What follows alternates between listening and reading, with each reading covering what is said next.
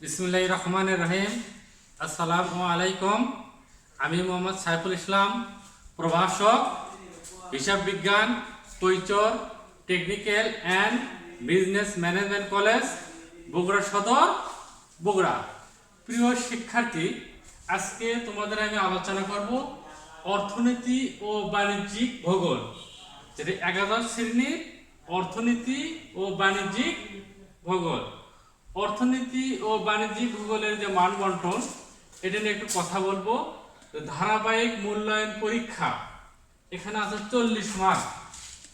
ধারাবাহিক মূল্যায়ন পরীক্ষায় থাকবে 40 মার্ক, যেটা আমরা আমাদের কলেজে নিয়ে থাকি। চূড়ান্ত মূল্যায়ন পরীক্ষা বা বোর্ড ফাইনাল পরীক্ষা 60 মার্ক। বোর্ড ফাইনাল পরীক্ষা 60 মার্ক, এই মিলে মোট হবে 100 মার্কের পরীক্ষা। প্রিয় শিক্ষার্থী, অর্থনীতি ও বাণিজ্যিক ভূগোল দুটো বিষয় দুই ভাগে ভাগ করা হয়েছে। ক বিভাগ অর্থনীতি, খ বিভাগ বাণিজ্যিক ভূগোল। অর্থনীতিতে তোমার মার্ক থাকবে 36 মার্ক। এর ভিতর রচনামূলক কোশ্চেন থাকবে 6টি, অ্যান্সার দিতে হবে 3টি। প্রতিটা কোশ্চেনের মান 8 করে, তা 3 8 24। সংক্ষিপ্ত প্রশ্ন থাকবে 8টি, অ্যান্সার দিতে হবে 4টি। প্রতিটা কোশ্চেনের মান 3 করে, 3 4 12। এই 24 এবং 12 যোগ করলে 36।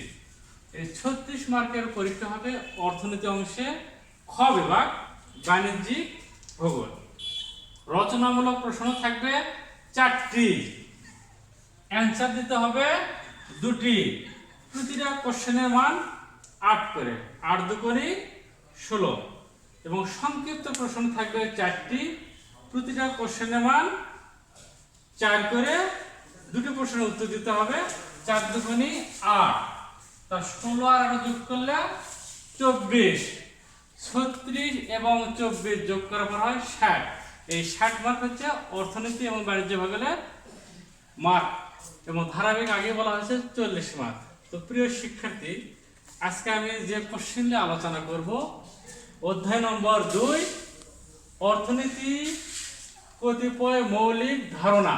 এটা অধ্যায়ের নাম, যে অধ্যায় অর্থনীতি কতিপয় মৌলিক ধারণা।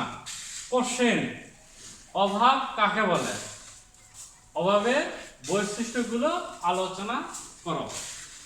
অভাব সাধারণত এইভাবে বলা যায় যে মানুষের চাওয়া, আশা, আকাঙ্ক্ষা, চাহিদা ইত্যাদি পাওয়ার আকাঙ্ক্ষা বলা হয় অভাব।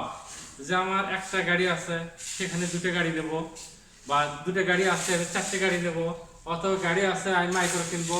এই যে মানুষের আকাঙ্ক্ষা, এই আকাঙ্ক্ষাকে বলা হয় মানুষের অভাব। তো প্রিয় শিক্ষার্থী, অভাবের কয়েকটা বৈশিষ্ট্য আমি এখানে আলোচনা করব। 1 নম্বর, অভাব অসীম। অসীম বলতে যার কোনো সীমাহীন না। তুমি যতই অভাব পূরণ করো, অভাব সব ক্ষেত্রেই তোমার কাছে নানান অভাব আরও আসবে। একটা অভাব পূরণ হলে আরেকটা অভাব সেখানটা হবে। এই জন্য বলা হয়েছে যে অভাবটা অত্যন্ত সীমাহীন। যে সীমাহীন বলতে যার কোনো শেষ করা যায় না। মানুষ তার ব্যক্তিগতভাবে বা পারিবারিকভাবে, সামাজিকভাবে অভাবটা কখনো শেষ করতে পারে না।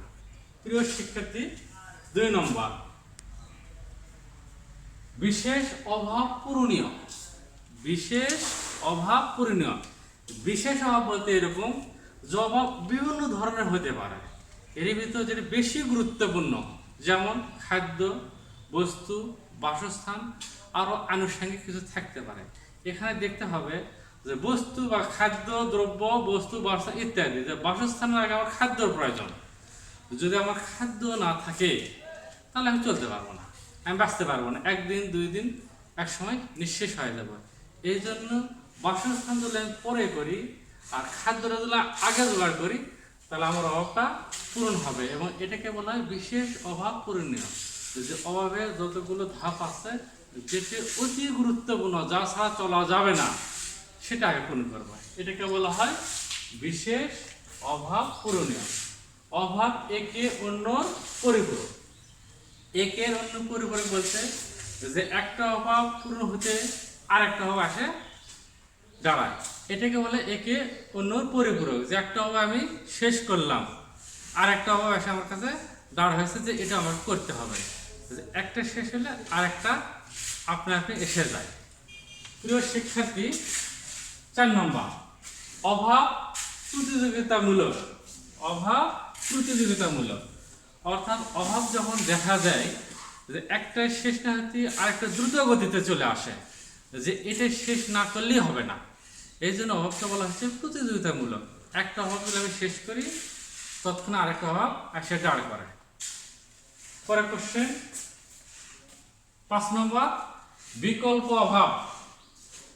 বিকল্প অভাব বলতে যে আমাদের বিভিন্ন ধরনের অভাব থাকতে পারে, যে একটা অভাবের ভিত্তিতে আরেকটা অভাব যদি আমি ছেড়ে দিতে চাই বা পূরণ করতে চাই, তাহলে আমাকে বিকল্প পথে হাঁটতে হবে, যে এই অভাবটা আমি পূরণ করি। যেমন আমার মোটরসাইকেল কেনার মতো পয়সা নেই, তাহলে আমার গাড়িতে যাইতে গেলে সাইকেল কিনতে হবে। তাহলে মোটরসাইকেল পরিবর্তে সাইকেল কিনে যে রাস্তায় আমি চলছি, এটাকে বলা হয় বিকল্প অভাব। যে একটা অভাবের পরিবর্তে বা একটা পণ্যের পরিবর্তে বা একটা যানবাহনের পরিবর্তে আর একটা যানবাহন আমি ব্যবহার করবো, এটাকে বলা হয় অভাবটা বিকল্প। প্রিয় শিক্ষার্থী, পরেটা দেখব অভাব বাছাইযোগ্য। অভাব বাছাইযোগ্য। বাছাইযোগ্য বলতে যে আমার অনেকগুলো অভাব থাকতে পারে। যেমন আমি লেখাপড়া করব, তার একটা অভাব থাকতে পারে।